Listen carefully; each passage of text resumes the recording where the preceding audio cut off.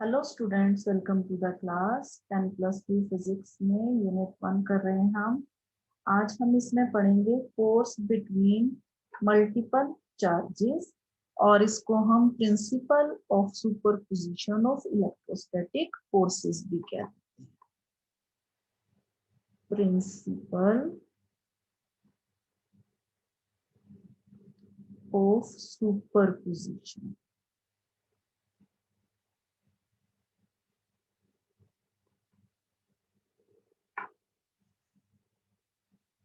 Last lecture में हमने Coulomb's law किया, जिसमें हमने देखा कि अगर Q1 और Q2 टू चार्जेस हैं जो r डिस्टेंस पे हैं, तो इनमें जो फोर्स है वो k times Q1 Q2 by r square. ये हमने कूलम्स लॉ में पढ़ा, जहां हमें दो चार्जेस दिए हुए थे। लेकिन अगर दो से ज्यादा चार्जेस आ जाते हैं कहीं पे, तो वहां पे कूलम्स लॉ में जो फोर्स होती है उसको हम जो है फोर्स को किस तरह से ऐड करते हैं। Principal of superposition of electrostatic forces में यही बताया गया है कि when number of charges are interacting, the total force on a given charge is the vector sum of the forces exerted on due to all other charges। जैसे यहाँ पे मैंने डायग्राम में यहाँ Q1 यहाँ पे चार्ज है हमारे पास। Q1 चार्ज के आसपास यहाँ दो चार्जेस और है, Q2 और एक Q3।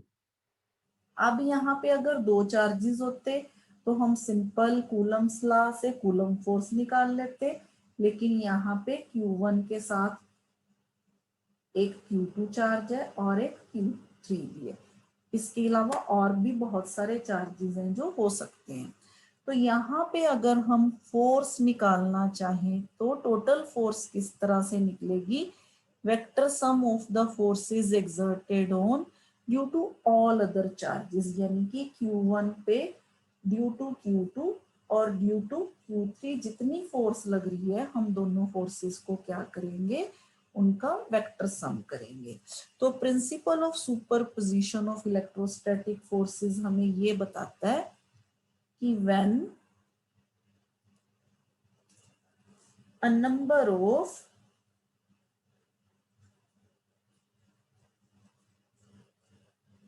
charges are interacting,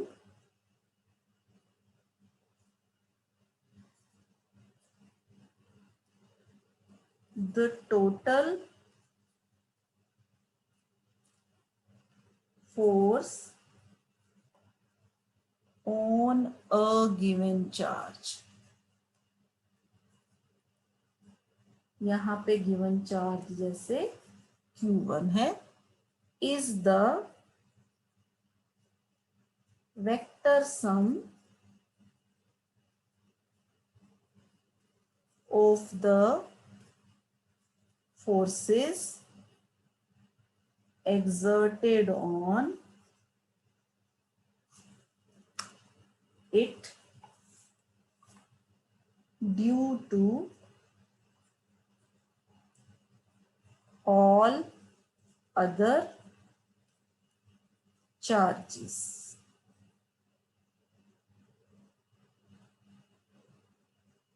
तो यहाँ पे the force between two charges is not affected by the presence of other charges. किसी भी जो अदर चार्जेस हैं उनका इनकी बीच में जो फोर्स होती है उस पर कोई फर्क नहीं पड़ता। तो इसके लिए अगर हमने एक्सप्रेशन करें तो हम इस तरह से लिख सकते हैं।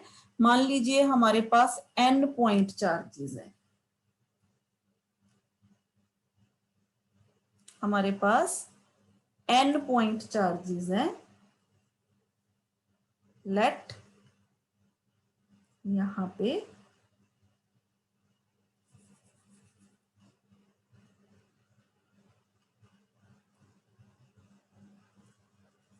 consider n point charges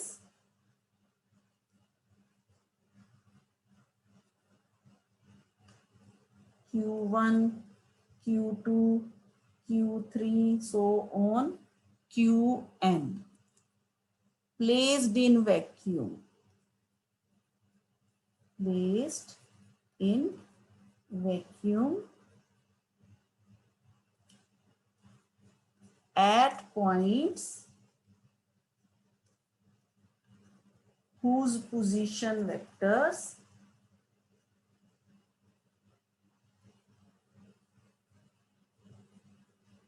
with respect to origin,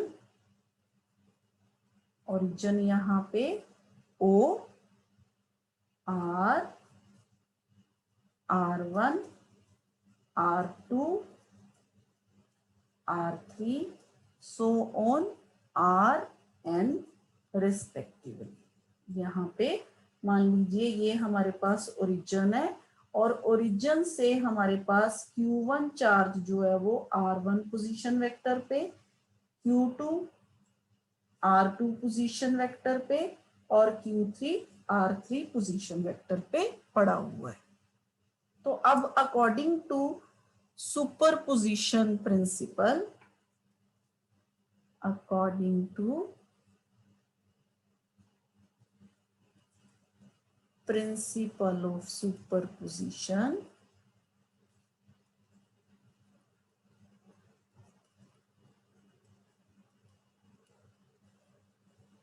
the total force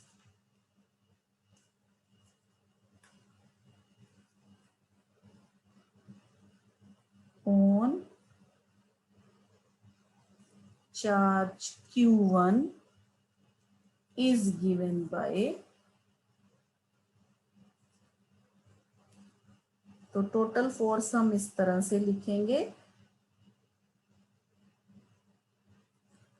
F1 is equal to force on 1 due to charge Q2 plus force on 1 due to charge Q3 plus so on force on charge 1 due to nth charge यानी कि Qn, क्योंकि हमने यहाँ पे n number of charges लिए। जिस तरह से हमने कूलम्स लॉ में Q1 और Q2 चार्जेस लिए थे, हमने force on Q1 due to Q2 को F12 लिया था, इसी तरह से हम यहाँ पे भी इसी तरह से फोर्स है जो उसको लिखेंगे। तो यहाँ पे ये चीज आपको समझ आ गई। तो अकॉर्डिंग टू कूलम्स लॉ,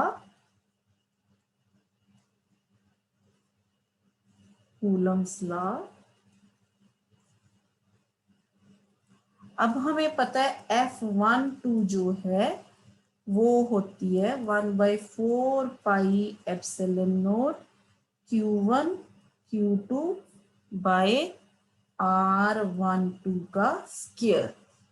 तो R12 यहाँ पे क्या है, देखिए R12 Q1 और Q2 के बीच में जो दूरी है, दिस इज R12, और इसको हम निकालेंगे कैसे R12 को, R12 जो है हमारे पास R1 माइनस R2 के बराबर होगा, क्योंकि अगर हम यहाँ देखें तो ये एक ट्राइंगल बन रहा है, तो यहाँ पे हम triangle law of vector addition अगर अप्लाई करते हैं तो R1 जो है वो R2 प्लस R12 के बराबर है। तो यहाँ से R12 किसके बराबर हो गया, फिर R12 is equal to R1 minus R2। तो इसको हम इस वे से भी, इस तरह से भी लिख सकते हैं, जैसे यहाँ पे मैं आपको पोजीशन वेक्टर R12 का मतलब होता है R1 minus R2 divided by R1 minus R2 magnitude. तो ये है unit vector pointing from Q2 to Q1। This is unit vector pointing from Q2 to Q1। तो R12 यहाँ पे जो है this is R1 minus R2।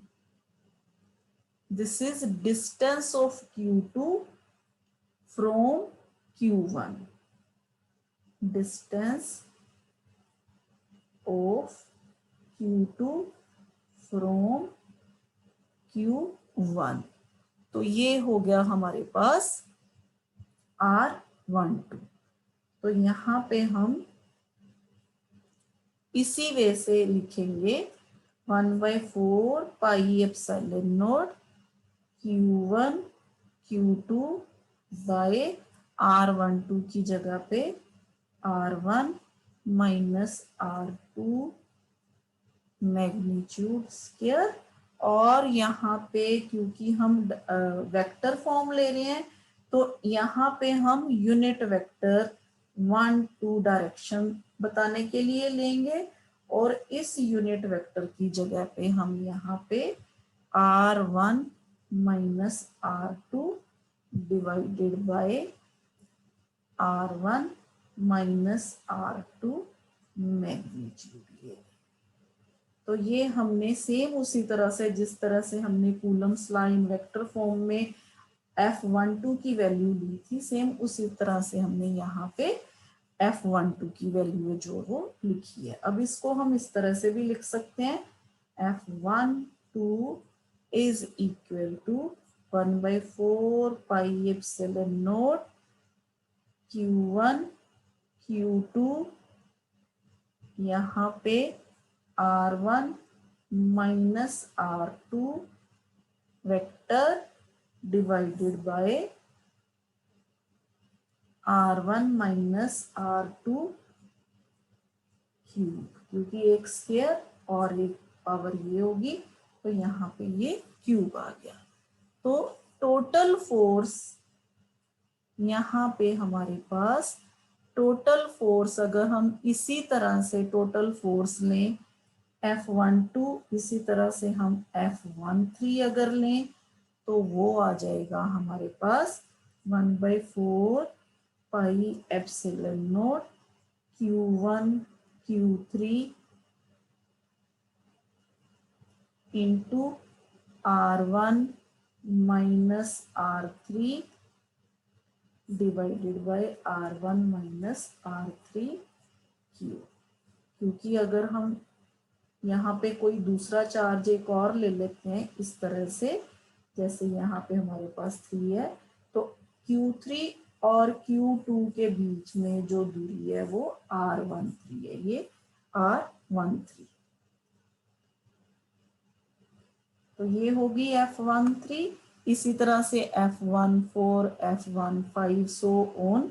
तो जब हम फोर्स लेंगे, टोटल फोर्स लेंगे तो हमारे पास F1 जो होगी वो होगी F12 plus F13 plus so on F1n।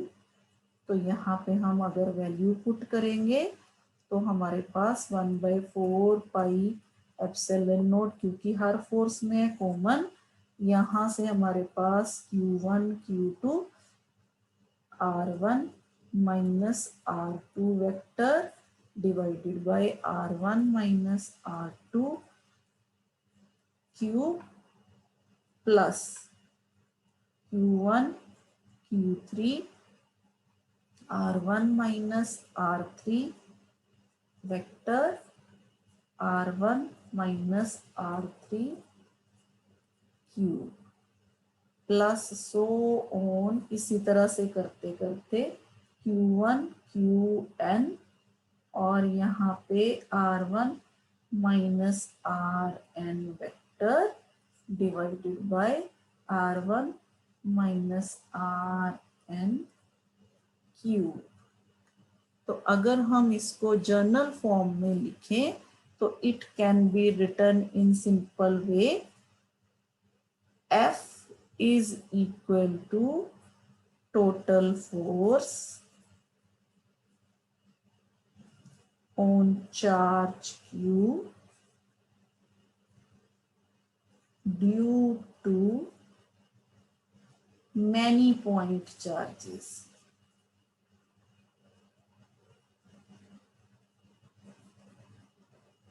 अब मैनी पॉइंट चार्जेस यहाँ पे हमारे पास F1 है जो वो आ जाएगा यहाँ पे देखिए Q1 Q2, ये यहाँ पे Q1 Q1 Q1 तो सब में कॉमन है ना, तो यहाँ पे आ जाएगा Q1 by 4 pi epsilon not, हमने कॉमन निकाल लिया और इसको हम लिखेंगे समेशन, मान लीजिए I टू n, क्योंकि 1 यहाँ पे ले लिया, अब 2 से लेके Q2 Q3 Qn तक, ठीक है। तो यहाँ पे आ गया Qi, i जो है वो वेरी करता है 2 से लेके n तक, और यहाँ पे R1 minus Ri divided by R1 minus Ri Q। तो ये आ गया हमारे पास form. This is expression for principle of superposition of charges. तो इसी तरह से हम एक और टर्म करेंगे जिसमें हम चार्ज डिस्ट्रीब्यूशन की बात करेंगे, continuous charge distribution. What is continuous charge distribution? तो नेक्स्ट इज कॉन्टिन्यूस, यहाँ पे चार्ज डिस्ट्रीब्यूशन।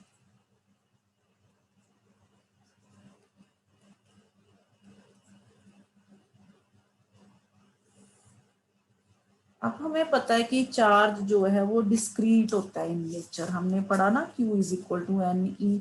ई जो है वो चार्ज ऑन इलेक्ट्रॉन है और चार्ज जो है वो डिस्क्रीट इन नेचर है। When the charge involved is much greater than the charge on an electron, we can ignore its quantum nature. तो हम इसकी क्वांटम नेचर है जो वो इग्नोर मार देते हैं, और and is assume that the charge is distributed in a continuous manner. तो यहाँ अगर हम इसको लिखना चाहें, when the charge involved is much greater than the charge on electron,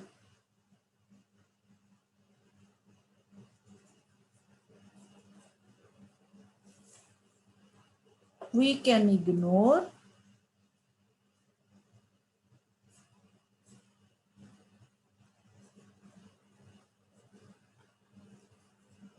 its quantum nature and assume that the charge is distributed in a continuous manner.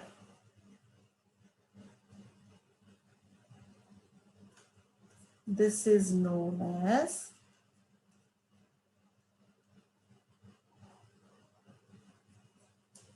charge distribution.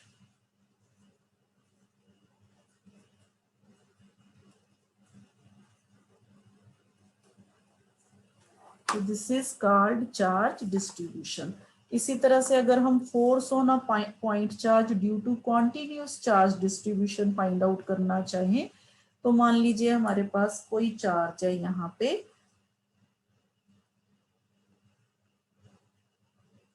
मान लीजिए यहाँ पे हमारे पास कोई चार्ज है Q1 lying near a region of continuous charge distribution। यहाँ पे हमारे पास कोई कॉन्टिन्यूस चार्ज डिस्ट्रीब्यूशन है और यहाँ पे हमारे पास Q नॉट पड़ा हुआ है। This continuous charge distribution can be imagine to consist of large number of small charges d q, मान लीजिए d q d q d q, बहुत सारे चार्जेस है इनमें से, तो यहाँ पे हम एक डी क्यू, यहाँ पे एक पोर्शन है जो मान लेंगे यहाँ पे इस तरह से, और इसकी दूरी मान लेंगे यहाँ से r।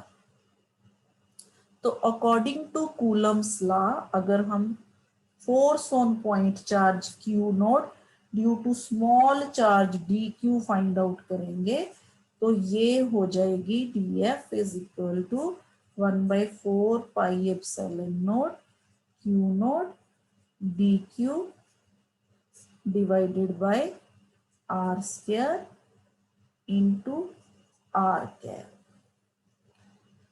where r cap again is equal to vector r divided by its magnitude. It is unit vector pointing from the small charge dq. This is a small charge dq towards the point charge q node, यानी कि ये हमारे पास r unit vector है। तो यहाँ पे total force on charge Q node will be the vector sum of all the forces exerted by all such small charges.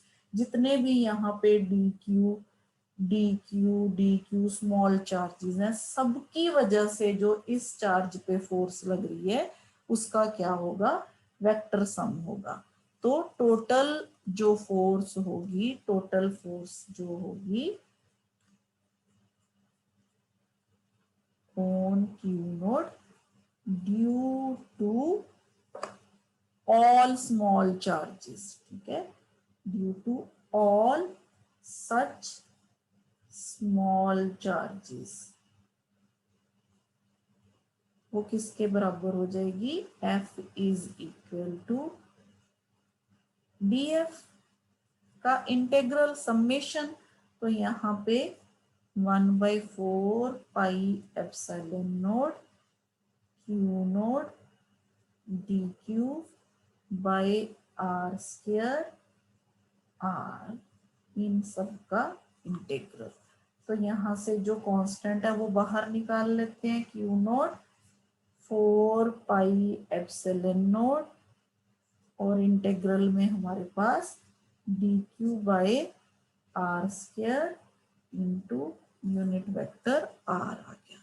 तो this is force on point charge Q naught due to a continuous charge distribution.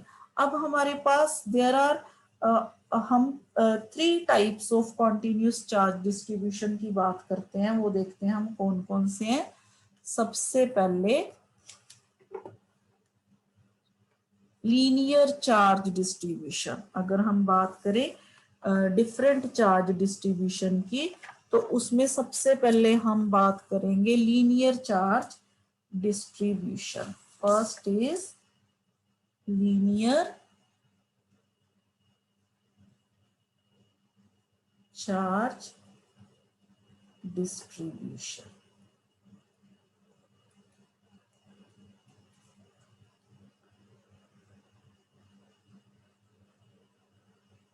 तो what is linear charge distribution? It is a charge distribution along a one-dimensional curve or line. अगर मान लीजिए हमारे पास कोई इस तरह से यहाँ पे ऐसे या किसी तरह से भी, या ऐसे किसी तरह से भी कोई लाइन है यहाँ पे, तो यहाँ मान लीजिए ये हमारे पास लाइन चार्ज है इस तरह से। इसी तरह से अगर हम यहाँ पे स्मॉल पोर्शन ले लें, यहाँ से ये DL, इसी तरह से अगर हम यहाँ से भी कोई स्मॉल पोर्शन ले लें DL, तो ये जो हमारे पास, इसको हम क्या बोलेंगे, when charge is distributed along a line then charge distribution is called linear, ठीक है। तो it is charge distribution along a one dimensional curve or line in space। यहाँ पे इस लाइन का मान लीजिए लेंथ L है, तो यहाँ पे चार्ज लीनियर चार्ज डिस्ट्रीब्यूशन को हम लैम्डा से लिखेंगे। तो लैम्डा अब मान लीजिए यहाँ पे भी इस तरह से, अगर मान लीजिए ये हमने चार्ज डिस्ट्रीब्यूशन है यहाँ पे, इसी तरह से ये मान लीजिए हमने स्मॉल यहाँ पे लाइन ली यहाँ पे, जहाँ पे स्मॉल चार्ज डी क्यू है, line charge density at any point on this line as the, यहाँ पे इसको हम डिफाइन करेंगे charge per unit length of the line at that point lambda d q by d l. तो यहाँ पे this is linear charge distribution. अगर हम मान लीजिए ये हमारे पास लाइन है, तो यहाँ पे मान लीजिए ये सारा चार्ज Q है, ये लेंथ L है, तो यहाँ से हमारे पास आ जाएगा Q बाई L। किसी भी तरह से आप इसको लिख सकते हो। It is called linear charge density और it is it's unit is charge जो है कूलम में, यहाँ पे कूलम और ये यहाँ पे मीटर। तो लैम्डा के जो यूनिट हो गए वो हो गए हमारे पास कूलम मीटर इनवर्स। इसी तरह से second is surface charge density.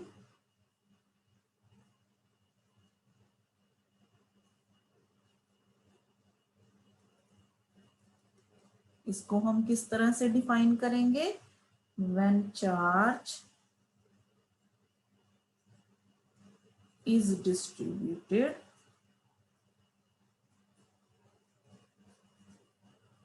over a surface, the charge distribution is called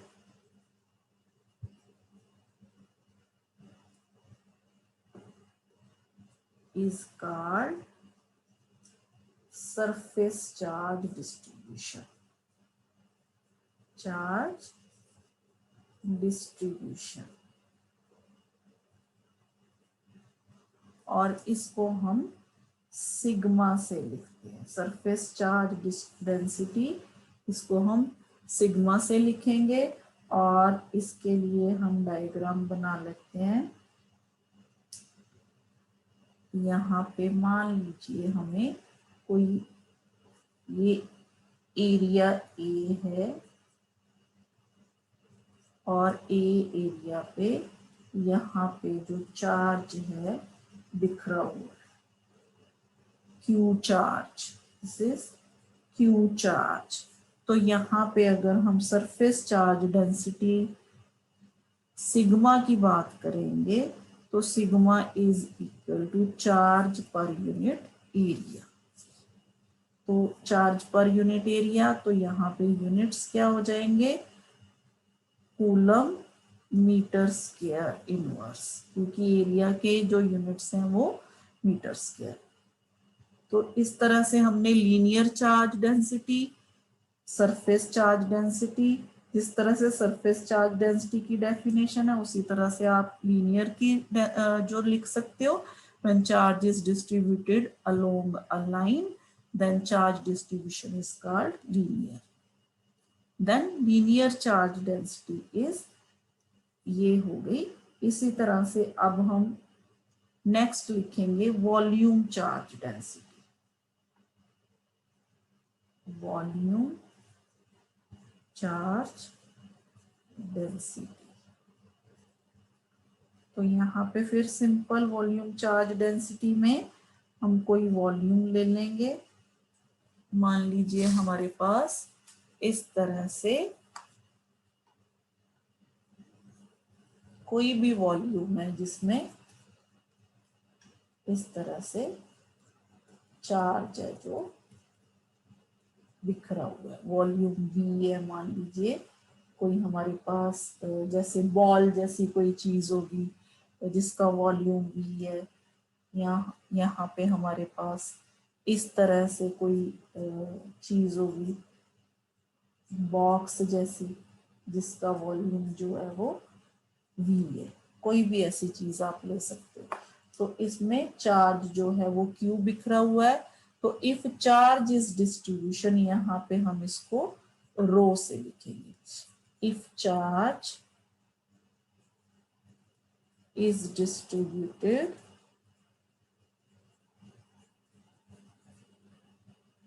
over the volume of an object, it is called volume charge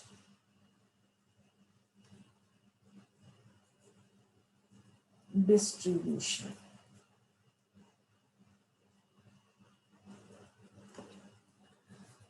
तो यहाँ पे वॉल्यूम चार्ज डिस्ट्रीब्यूशन में अगर वॉल्यूम चार्ज डेंसिटी की बात कहें तो वॉल्यूम चार्ज डेंसिटी हो जाएगी रो इज इक्वल टू